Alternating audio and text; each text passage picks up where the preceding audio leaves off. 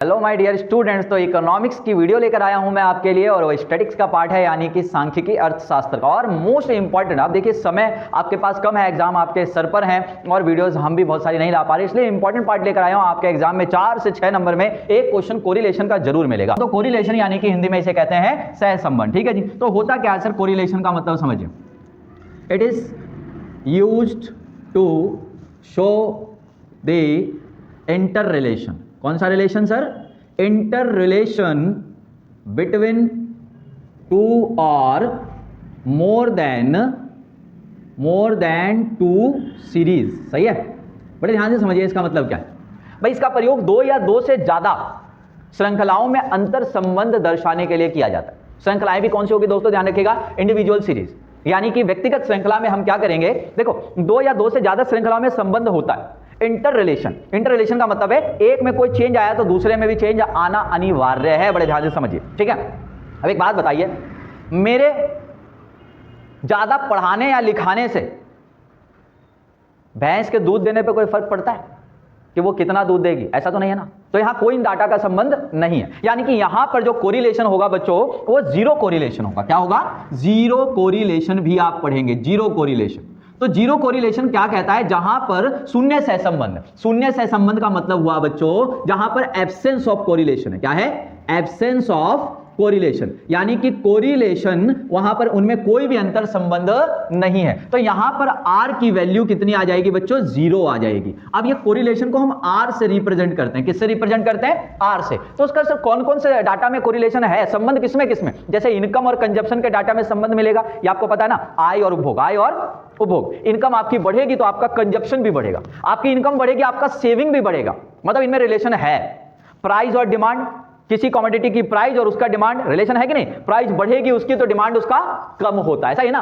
कीमत बढ़ती है तो मांग घटती है। अच्छा जी, प्राइस और सप्लाई भी पढ़ लिया होगा आपने, प्राइस बढ़ेगी तो सप्लाई भी बढ़ेगी, प्राइस घटेगी सप्लाई, इनमें क्या है? इंटर रिलेशन है, इसी को कहा जाता है कोरिलेशन। तो हम कोरिलेशन के थ्रू हम ये जानना चाहते हैं कि ये दो सीरीज गिवन है या 2 से ज्यादा सीरीज गिवन है, उनमें कोई इंटर रिलेशन है या नहीं। इंटर रिलेशन का मतलब एक में चेंज होने से, एक की वैल्यू चेंज होने से दूसरे डाटा पे कोई इफेक्ट पड़ता है या नहीं। बात समझ में आ गया? तो कहीं पर जब कैलकुलेट करेंगे तो कोरिलेशन 0 भी आया करेगा बच्चों। सही है। कोरिलेशन की अगर मैं वैल्यूज की बात करूं बच्चों, वैल्यू ऑफ कोरिलेशन है ना, सहसंबंध का मूल्य, भाई कितना मूल्य आ सकता है वो जानना चाहते हैं, तो बड़े ध्यान से समझिएगा।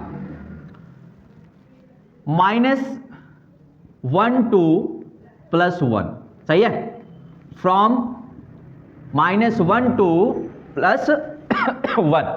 भाई -1 से 1 के बीच में या 1 तक ही इसकी वैल्यू आएगी हमेशा। कोई भी क्वेश्चन आप करोगे, आर की वैल्यू ध्यान रखना, कोरिलेशन की वैल्यू -1 से लेकर +1 के बीच में आएगी। अब कई बच्चों को इसके बीच के नंबर नहीं पता होंगे। -1 से +1 के बीच में क्या क्या आ जाता है? सबसे बीच में तो बच्चों यहां नंबर लाइन आपने पढ़ा है बचपन में, यहां पर 0 होता है, यहां से फिर 0.1, 0.2 ऐसे करके चलता रहेगा, ये +1 तक जाएगा, यहां से ऐसे -0.1, -0.2 ऐसे ही चलता जाएगा और यहां लास्ट में -1 आएगा। बात समझ में आ गई? तो इतनी वैल्यू, अगर आपके क्वेश्चन में वैल्यू आ रही है आपकी 1, मतलब 2, 3, 4, 5, 6, 2.5, 8.5, 10.5, 125.5, आप गलत कर दिया भाई, आपने गलत कर दिया। जो वैल्यू आएगी उसकी यहीं पर आएगा, कोरिलेशन का मूल्य इतना ही होगा। बात समझ में आ गई?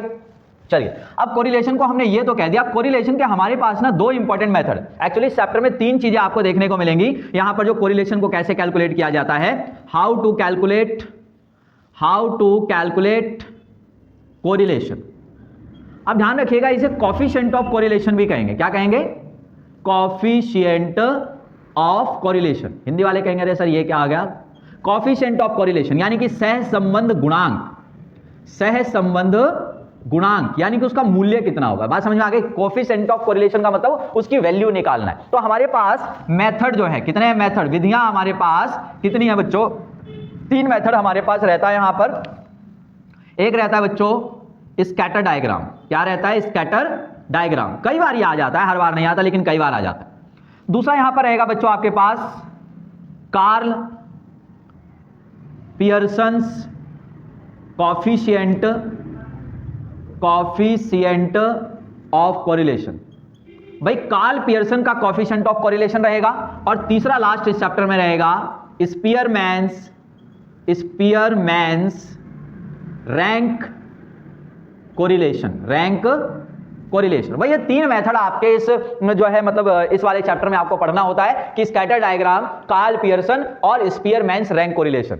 सेकंड वीडियो की बात हम करेंगे तो वहां पर आपको और एक्सप्लेन करेंगे। अभी इस वीडियो में हम जो मेथड करने जा रहे हैं, जो मैंने आपको बोला है, वो ये वाला करेंगे, स्पीयरमैन करेंगे। सबसे आसान मेथड है, आसान तो बच्चों कार्ल पियर्सन भी है, लेकिन वहां एक छोटी सी प्रॉब्लम आती है रूट वाली, लेकिन यहां कोई रूट वाली प्रॉब्लम नहीं आती है। रूट सॉल्व करना कई बच्चों के लिए टफ हो जाता है। स्पीयरमैन रैंक कोरिलेशन आपको बहुत ही आसान लगेगा, बस ध्यान से वीडियो को देखिएगा, एक एक कॉन्सेप्ट को ध्यान से लिख के कॉपी पर समझिएगा, आपको ये स्पीयरमैन रैंक कोरिलेशन करना आ जाएगा और आपके 6 मार्क्स पक्के समझिए। इस वीडियो से मैं आपको वादा करता हूं। लेकिन कार्ल पियर्सन के बारे में मैं एक बात बताने जा रहा था। कार्ल पियर्सन एक पहले जो इकोनॉमिस्ट हैं आपके, यानी कि स्टैटिशियन है, बहुत प्रसिद्ध है, आपको पता है, बहुत ही नामी है, और सबसे पहले कोरिलेशन का किसी ने अगर टॉपिक दिया है तो बच्चों कार्ल पियर्सन जी हैं, उनको नमस्कार कर लीजिए वीडियो में बैठे बैठे। और स्पीयरमैन जो है उसके बाद का टॉपिक है, लेकिन स्पीयरमैन आपको सबसे पहले कराऊंगा, सबसे आसान और फिक्स आने वाला टॉपिक है। बात समझ में आ गई? तो चलिए हम चलते हैं क्वेश्चन की ओर कि स्पीयरमैन वाला रैंक कोरिलेशन कैसा क्वेश्चन दिया होगा और कैसे करेंगे। तो आइए स्टूडेंट चलते हैं इस मेथड की ओर और आज हम सीखेंगे स्पीयरमैन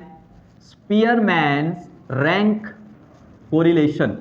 तो बच्चों स्पीयरमैन रैंक कोरिलेशन, जो स्पीयरमैन है ये भी एक फेमस अर्थशास्त्री यानी कि इकोनॉमिस्ट, एक स्टैटिशियन है, एक सांख्यिकीविद है, और जिन्होंने इस मेथड को बनाया है। और इनका जो हम कोरिलेशन का साइन है, सिंबल है, वो आर के से प्रेजेंट करते हैं, आर के। और क्वेश्चन ना आए तो सबको मार के, है ना।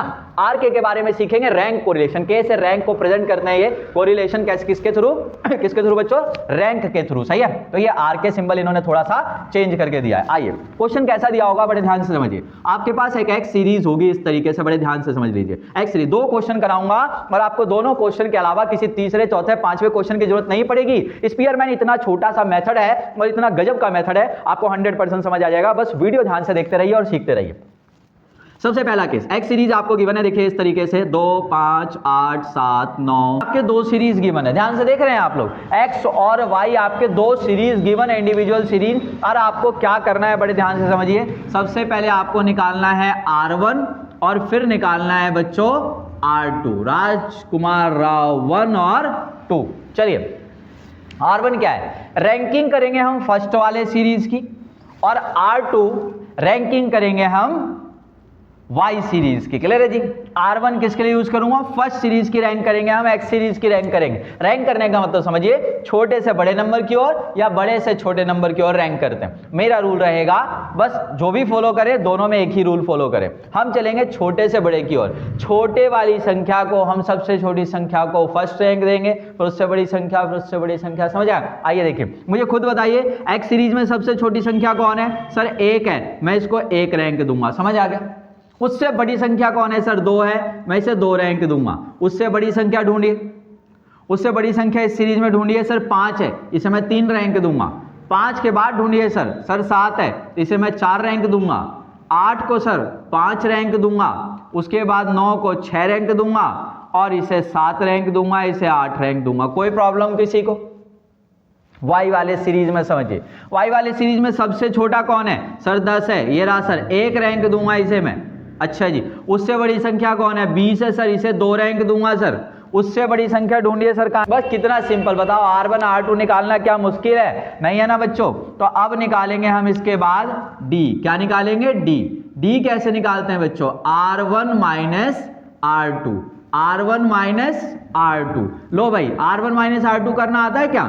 2 माइनस 5, बताओ तो कितना हो गया? -3। 3 माइनस 4 बच्चों कितना हो गया? -1।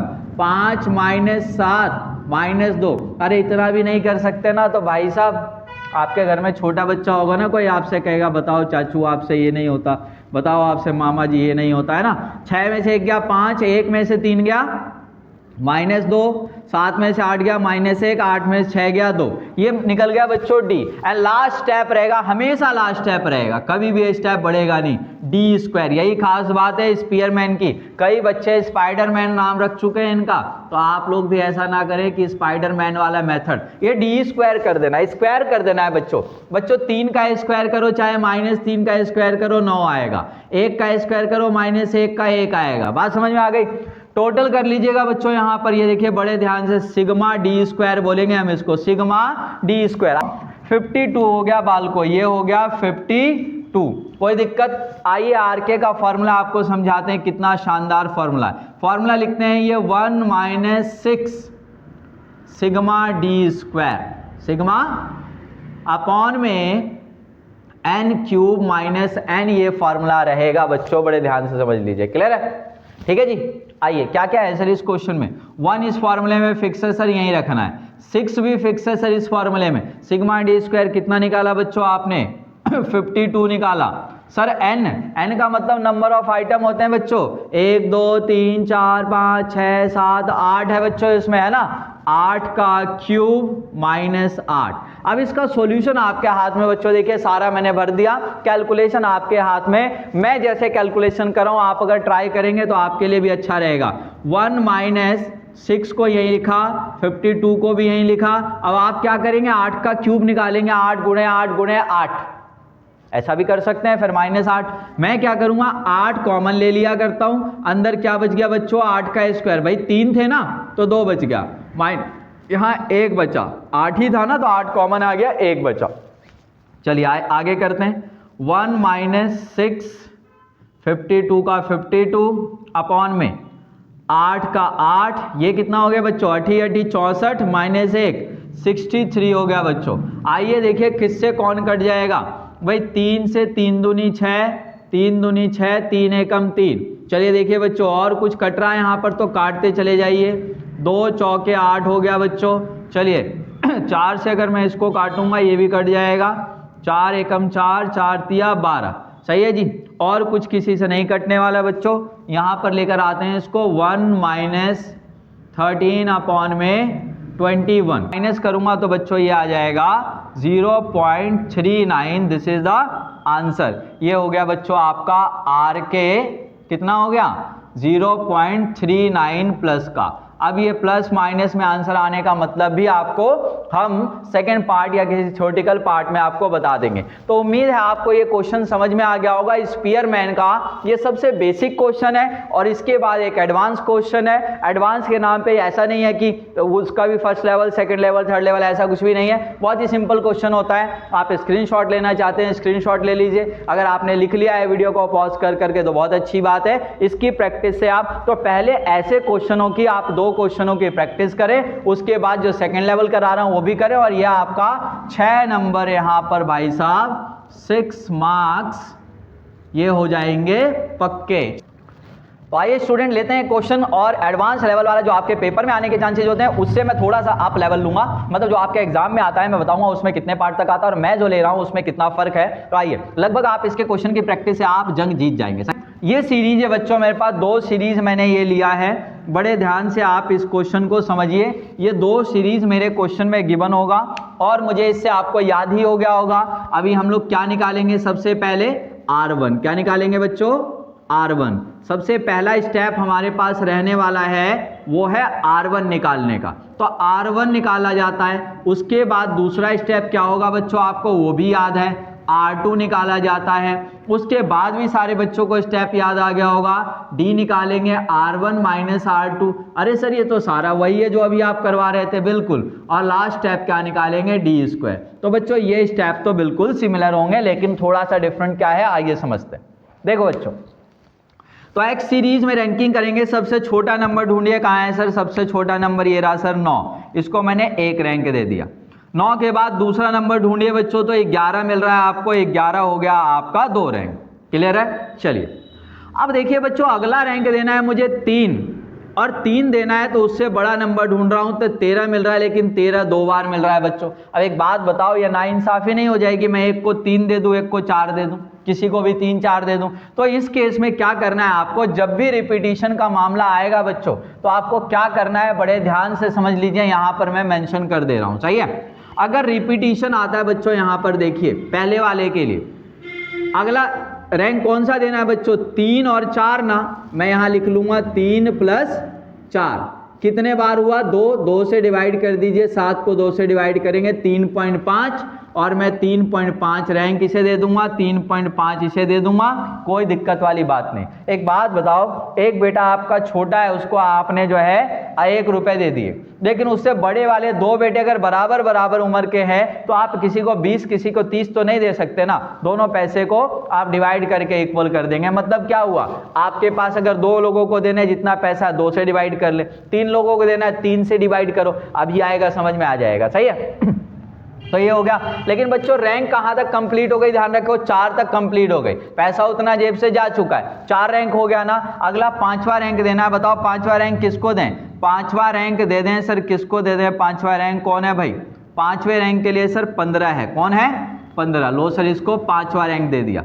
चलो जी 5 एक बार 6ठा रैंक देना है बच्चों, 6ठा रैंक ये दे दिया हमने सर 16 को, ये दे दिया सर 6ठा रैंक, क्या दे दिया हमने ये 6ठा रैंक। अच्छा जी 7वां रैंक देखिए अब किसको देना है, 7वां रैंक देना है सर ये 17 को। अब 7वें रैंक के बाद 8वां रैंक देना था बच्चों, लेकिन देखो 8वें के लिए अब 3 लोग हैं, तो भैया क्या करना पड़ेगा, ध्यान से समझ लीजिए, दोबारा जरूरत नहीं पड़ेगी। 8 9 प्लस 10, 8 9 प्लस 10, भाई 7 रैंक हो चुकी है ना, 8वां 9वां और 10वां, तो भाई हम अपनी मर्जी से नहीं दे सकते, तो 3 से डिवाइड कर दिया तीनों को जोड़ के, 19 और 8 27 अपॉन में 3, तो ये हो गया 9। तो बच्चों ये तीनों को रैंक मिलेगी 9 9 और 9, बात समझ में आ गई। लेकिन रैंक 10 तक, आइटम 10 थे, ध्यान रखिए कंप्लीट हो गया, क्लियर है, डन। अगली कोई संख्या आती तो उसे 10वां रैंक की बजाय 11वां, मतलब 10 रैंक तो हो ही चुके ना, 11वां मिलता, समझ आ गया। चलिए R2 में चलिए देखिए R2 का मामला क्या है, सबसे छोटी संख्या ढूंढिए कहाँ है, सबसे छोटी संख्या सर ये रही 3, रैंक 1। उससे बड़ी संख्या ढूंढिए 7, रैंक 2। उससे बड़ी संख्या ढूंढ लो बच्चों, ये रहा सर 8, ये हो गया 3, चलिए बहुत बढ़िया। इसके बाद चौथा रैंक ढूंढिए 8 के बाद बच्चों, तो चौथा रैंक हो गया सर ये रहा 10। 5वां रैंक ढूंढ लो बच्चों, 5वां रैंक ढूंढने निकला भाई 2 लोग हैं, 5वां रैंक ढूंढने निकला बच्चों 2 लोग हैं, मैं यहाँ पर मेंशन कर रहा हूँ 2 लोग हैं भाई।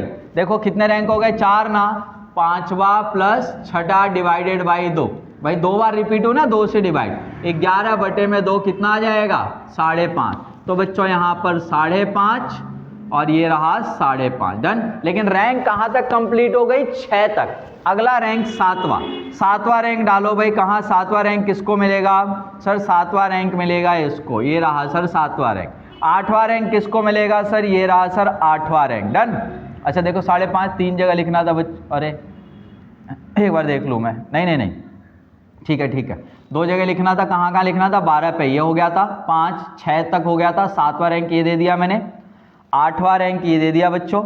अब 9वां रैंक मुझे देना है, ये रहा बच्चों 9वां रैंक, और ये रहा बच्चों 10वां रैंक, समझ आ गया। 10 आइटम ये ना, 1 2 3 4 5 6 7 8 9 और 10 इसके अंदर पूरे हो गए, क्लियर है। तो ध्यान रखिएगा इस तरीके से रैंकिंग करनी है आपको। अगर आपको रैंकिंग में प्रॉब्लम आ रही है तो इसी को, इतने ही पार्ट को 2 से 3 4 5 बार करें, आपको प्रॉपरली समझ में आएगा, सब लिख के करना है, समझ आ गया। चलिए अब ये तो आसान पार्ट है ना आपका, आइए आसान पार्ट को कवर अप करते हैं। क्या करना है सर, 3.5 माइनस 4 कितना होगा, माइनस का 0.5 होगा बच्चों, ध्यान रखना। इसमें से जो पार्ट आसान है बच्चों उसको पहले कोरिलेट करिए, आइए कुछ मुश्किल नहीं, चिंता मत करिए, मैं आपको सिखा के जाऊंगा।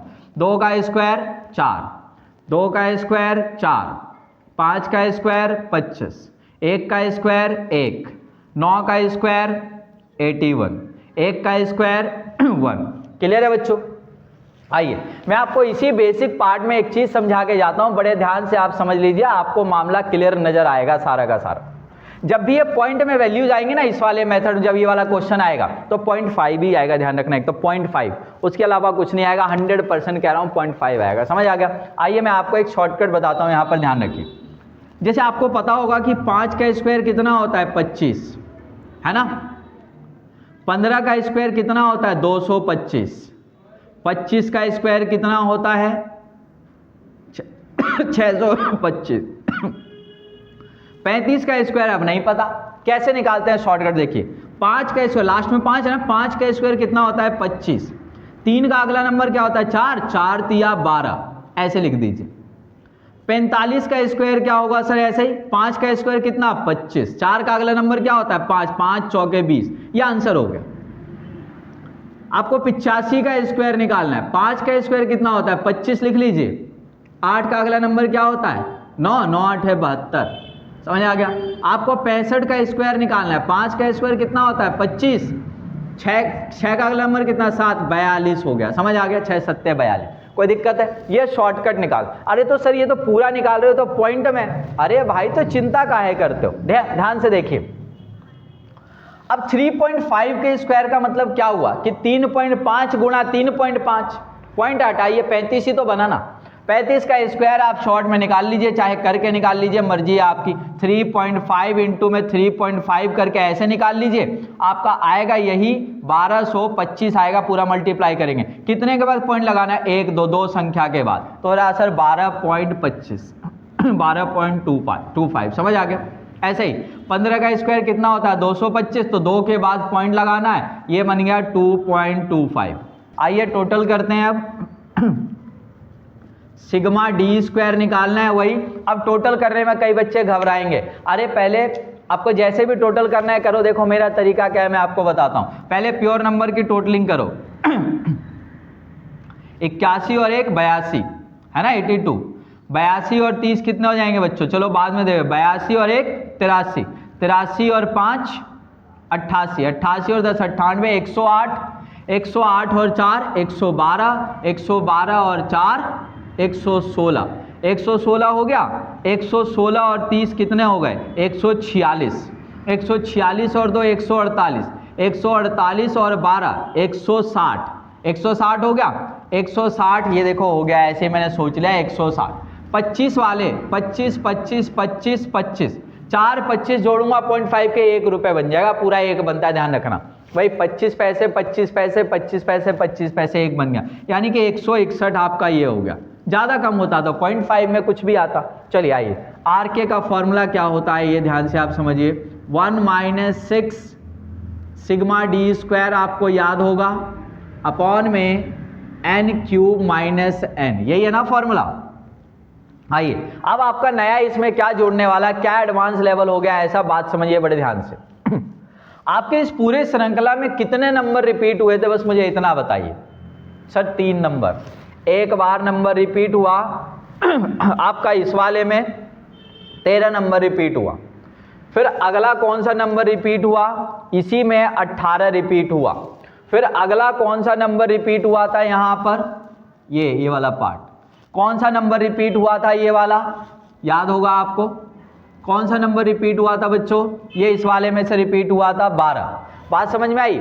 ये 3 नंबर रिपीट हुए थे, ध्यान रखिए। कितने नंबर रिपीट हुए? 3 नंबर। तो 3 बार आपको ये ऐड करना पड़ेगा। 1/12 m1 का cube minus m1 plus 1/12 m2 का cube minus m2 plus 1/12 m3 का क्यूब माइनस m3। अब ये क्या लोचा है सर? और ये ब्रैकेट हो गया क्लोज। भाई साहब ये सीरीज चलती जा रही है m1 m2 m3, ये फिक्स रहेगा 1/12। मतलब जितने नंबर रिपीट होंगे उतने बार आपको ये ऐड करना है। मैं दोबारा बता रहा हूं, ध्यान से समझिए। इस पूरे सीरीज में 3 नंबर ऐसे थे जो रिपीट हुए, चाहे 1 बार रिपीट हुए चाहे 2 बार रिपीट हुए, 3 नंबर रिपीट हुए। तो सर 3 बार मुझे ये ऐड करना पड़ा, 1 2 और 3। मान लीजिए इस क्वेश्चन में पूरे में एक ही कोई नंबर होता है जो रिपीट होता है, चाहे 1 बार चाहे 4 बार, तो भाई साहब एक ही बार ऐड करता है ये 1/12 m1 का क्यूब माइनस m1। बात समझ में आ गई? अब आइए इसमें पुट करते हैं वैल्यूज को, और वो क्या क्या वैल्यूज हमारी रहेंगी। 1 - 6 को 6 rखिए। सिग्मा डी स्क्वायर कितना आया? 161 प्लस 1/12। आप इसको ईमानदारी से 3 बार इसी क्वेश्चन को कर लीजिएगा, इसी मेरे वाले को 3 4 5 बार। आपसे कोई क्वेश्चन ना हो तो आप कमेंट करके बता दीजिएगा, घर आके सिखा दूंगा। 1/12 m1 का क्यूब माइनस m की जगह क्या रखना है? आइए पहला वाला 1/12 किसके लिए ऐड किया मैंने? इसके लिए। इसमें मुझे बताइए जो नंबर रिपीट हुआ कितने बार रिपीट हुआ? 2 बार। कितने बार? तो सर 2 का क्यूब माइनस 2। पूरे पेपर में जो क्वेश्चन आएगा ना उसमें 2 या 3 ही पुट होगा। अगला जो 1/12 मैंने ऐड किया वो उसमें कितने बार नंबर रिपीट हुआ? 3 बार। कितने बार? 3 बार। 3 का क्यूब माइनस 3 प्लस नेक्स्ट वाला जो नंबर रिपीट हुआ बच्चों, कितने बार रिपीट हुआ? 2 बार। 2 का क्यूब माइनस 2, ये हो गया जी क्लोज। ये n का क्यूब, n कितना है क्वेश्चन में, कितने नंबर ऑफ आइटम है गिन लीजिएगा, 1 2 3 4 5 6 7 8 9 10, गिनना है हमेशा। ये हो गया सर 10 का क्यूब माइनस 10, क्लियर है। आइए सॉल्यूशन का अपना अपना तरीका। 161 प्लस, अब देखिए आइए मैं आपको कैलकुलेट करके बताता हूँ। 1/12, 2 का क्यूब कितना होता है? 2 का क्यूब का मतलब 2 को 3 बार मल्टीप्लाई, 2 गुणा 2 गुणा 2, 8 माइनस 2 कितना हो जाएगा? 6। होगा कि नहीं होगा खुद से देख लो। 2 का क्यूब 8 माइनस 2 6 प्लस 1/12। 3 का क्यूब कितना? 3 तिया 9 9 तिया 27, 27 माइनस 3 24 प्लस 1/12। 2 का क्यूब माइनस 2 वही आ जाएगा सर। देखो रट जाएगा ना कल को आपको कि 6 ही लिखना है, इससे ज़्यादा रट जाएगा। मैं बताता हूँ इसकी वैल्यूज़ क्या आएंगी, वो भी रट सकते हैं। 10 कॉमन ले सकता हूँ ना मैं यहाँ से, अंदर क्या बच गया? 10 का स्क्वायर माइनस 1, 10 का स्क्वायर माइनस 1। आइए 1 माइनस 6, 161 प्लस, देखो भाई 6/12 का मतलब क्या 0.5 होता है या नहीं होता? होता है ना। 6/12 हाफ, मतलब 1/2 का मतलब 0.5 प्लस 24/12 का मतलब 2 हो जाएगा और 6/12 का मतलब 0.5 हो जाएगा। चलिए अपॉन में कितना है? 10 कॉमन है अंदर, 10 का स्क्वायर 100 माइनस 1 99 हो जाएगा। ध्यान से देख लो। आओ जी आगे कैलकुलेट करते हैं। 1 माइनस 6 161 प्लस, देखो भाई कितना हो गया? 2 और 1 मिलाकर 3 हो गया। ये अपॉन में हो गया भाई साहब ये 10 इंटू में 99। आइए जो जिससे कट रहा हो काट दो उसे। देखो भाई 3 दूनी 6, 3 तिया 9, 3 तिया 9, क्लियर है। चलिए और क्या कट सकता है आगे देखते हैं इसको मैं इस सॉल्यूशन को ऊपर कंटिन्यू कर रहा हूँ, यहाँ कंटिन्यू कर रहा हूँ बच्चों, ध्यान से देख लो। यहाँ कंटिन्यू कर दे रहा हूँ मैं। 1 माइनस ये हो गया 2 और ये अंदर हो गया 164 और अपॉन में हो गया 10 इंटू में 33। कोई दिक्कत नहीं सर। चलिए तो ये हो गया बच्चों। आगे देखिए क्या इससे और कट कर सकते हैं हम। 3 से कटेगा ये, हाँ 3 से और कट हो सकता है सर। देखो 2 से ये 5 हो गया और ये 3 पंजे 15, 3 अट्ठे 24, 3 एकम 3, 3 एकम 3। और इसके अलावा बच्चों ये कट सकता है कुछ? तो नहीं कट सकता सर। आइए 1 माइनस 58 डिवाइडेड बाई 5 इंटू में 11 यानी कि 55। ऐसा ही है ना।